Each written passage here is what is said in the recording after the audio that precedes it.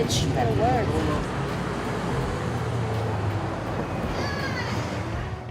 So come first, getting in drag is like the worst thing ever. Like every drag queen would tell you, that's the part that sucks the most is getting in drag. Cause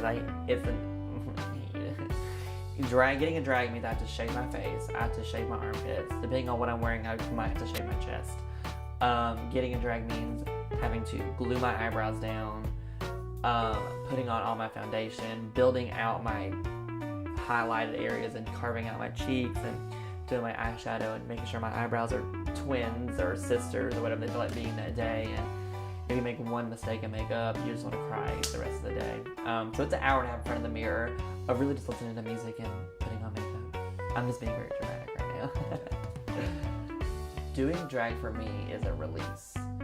It's whatever I'm going through in my life, whatever I'm struggling with, whatever is pissing me off, whatever makes me happy. You find that song that you like scream and cry to in the car, or that makes you really happy, and you build a character and a mirroring outfit or a whole demeanor that matches that song, and you get to, for 3 minutes, go on stage and perform it and get that out of your system. And it's almost like a way of like talking to a therapist is drag. Like, so serious. Like if I'm really going through something, I'm gonna find me a song that describes it, and I'm gonna go do it on stage and get it all out.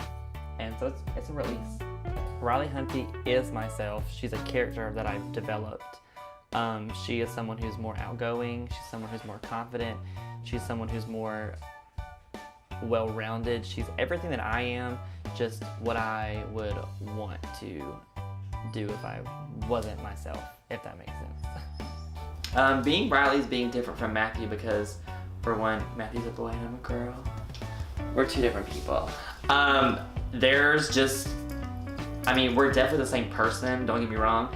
We're different as far as aspirations, we're different as far as characteristics here and there, and we're different as far as, not confidence level, because I'm both confident as a man and as a woman, but as far as what I'm more willing to do, there's more confidence as Rylee. I'm more willing to go up to people and be like, hey, what's up? I'm more willing to meet strangers on the street and crack jokes at them the whole time, and I've never met them before in my life, like today, so.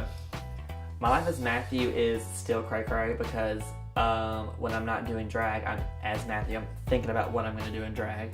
I'm thinking about what's the next costume I'm gonna wear. I'm thinking about what's the next song I have to put together, a mix I have to make. I need to get new hair. Is there a pageant coming up that I want to do? But at the same time, it's also very balanced because I also have a boyfriend. I do work full time. I do want to see my friends. So it balances out very evenly because I can think about that kind of stuff and still hang out with my friends and talk about stuff that doesn't have to do with drag. I mean, it's not like, it doesn't like completely consume my life, but I would say it's probably 40% of what I talk about. I would describe Rylee as someone who is flirty. She's a little bit of a hoe. She is someone who is charismatic. She is someone who is magnetic. She's someone who will go up to anybody and talk to anybody. She has no fear in the world. She's definitely everything that I would want to be, but it's like I'm wearing a mask. So she's anything that you deep inside that you want to be, you can express that and get that out through drag. Other people would describe Rylee as a bitch, but they don't know her enough to get to know her, if that makes sense. I come across very uppity, but I'm not. I just know my stuff. I know my craft. I know how to own myself. I know how to market myself. And I don't look me, I just paint that way. So that's my main misinterpretation of me, is that I'm very cold, and I'm totally not. You just have to get to know me. Just drink with me a little bit, and it'll be a different story after that. So it's an art form, as in when I get on stage to perform, I'm looking from head to toe, how am I embodying the song and the vision that I want to put out and make you feel. Just like in a movie or a musical or a play you go see, the message is to get a point of view, a moral across to the audience.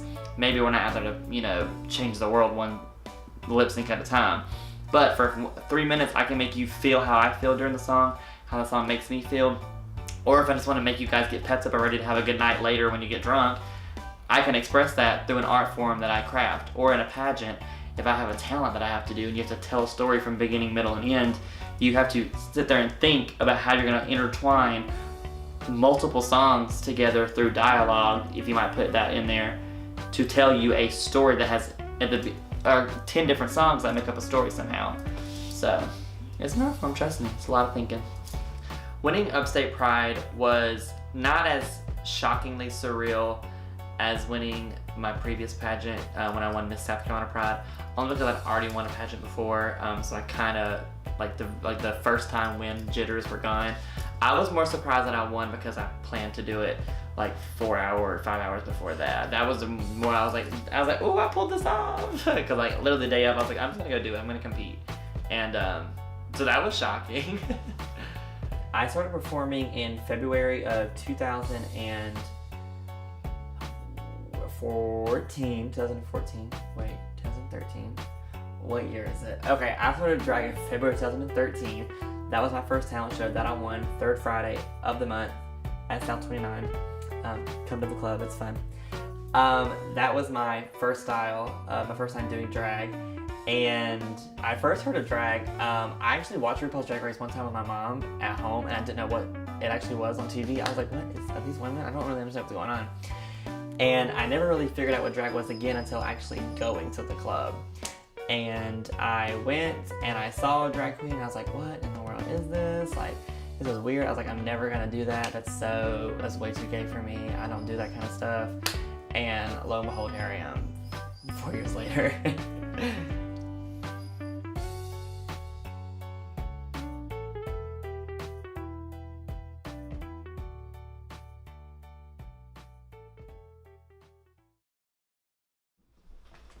Yep. Anything Rylee wants to say is, I'm going to break the third wall here. If you feel like you're gay or bisexual or transgendered, or you want to be a drag queen, or you just want to go to the club in heels and boy clothes, do it. Be you. Don't let anybody tell you what you can and can't be. Don't let anybody try to stop you. Don't let anybody try to put you down. Be the ultimate you that you can be. Whatever you see inside yourself, free it. Be it. Live it. Breathe it. Eat it. Sleep it. And go out and do it. All right, perfect. Thank you. You're welcome. That was good. Rylee Hunty for president.